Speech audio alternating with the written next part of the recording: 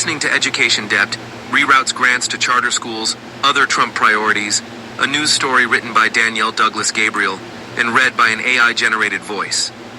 The Education Department said Monday it will reroute grant funding to charter schools, civics programs, tribal colleges, and historically black colleges and universities after withholding federal dollars earmarked for a host of other grant programs that run counter to President Donald Trump's agenda.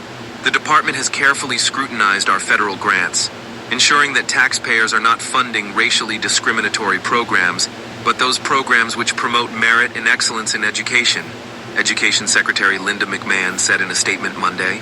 The department would not disclose which programs will lose funding, but a source familiar with the plans, who spoke on the condition of anonymity because they were not authorized to speak publicly, said the money will come from a mix of grants that support teachers, early childhood education, and colleges that educate large numbers of minority students.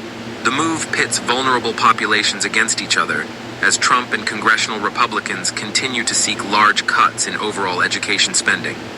It also effectively enacts parts of the president's proposed budget by unilaterally cutting money for some programs he wants Congress to eliminate.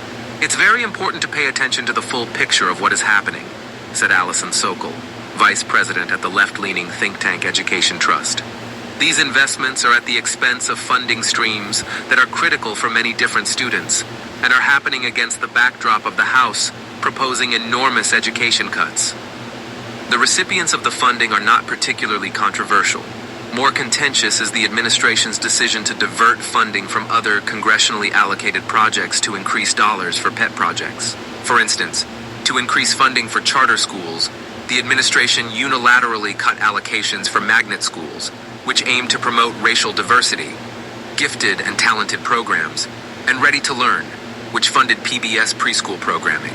The charter school program has long had bipartisan support, though it is part of a larger, more controversial Trump initiative to boost alternatives to public schools. Now, the Education Department will award it grants totaling $500 million. Civics instruction has also typically enjoyed bipartisan support, but it has become more partisan as conservatives boost civics and a positive narrative about the United States as a way to counter negative elements of U.S. history, such as slavery and systemic racism. The Education Department will invest more than $160 million in the American History and Civics Education program by diverting money from teacher training programs, which the administration has accused of promoting divisive concepts. The Education Department is also making a one-time investment in HBCUs and tribal colleges and universities, which will receive an additional $495 million in funding on top of their fiscal 2025 allocations. In all, HBCUs will receive over $1.34 billion, and TCUs will receive more than $108 million for fiscal 2025, a 48% increase and a 109% increase, respectively. To pay for those investments, the administration will pull $350 million in discretionary funding for colleges with large populations of minority students.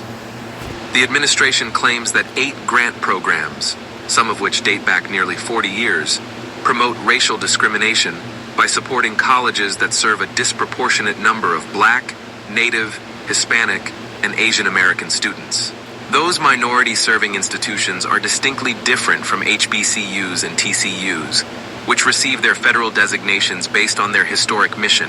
Sokol said she welcomes investments in HBCUs and tribal colleges, which have been historically underfunded, but noted that the administration is offering only a one-time investment. Trump has proposed the same amount of funding for historically black institutions and tribal colleges in his fiscal 2026 budget proposal as they received in fiscal 2025. We need sustainable funding for higher education and K-12 that ensures we can serve students now and in perpetuity, Sokol said. Budget legislation approved earlier this year gave the administration flexibility over spending that the Education Department is using to advance the president's priorities. Laura Meckler contributed to this report.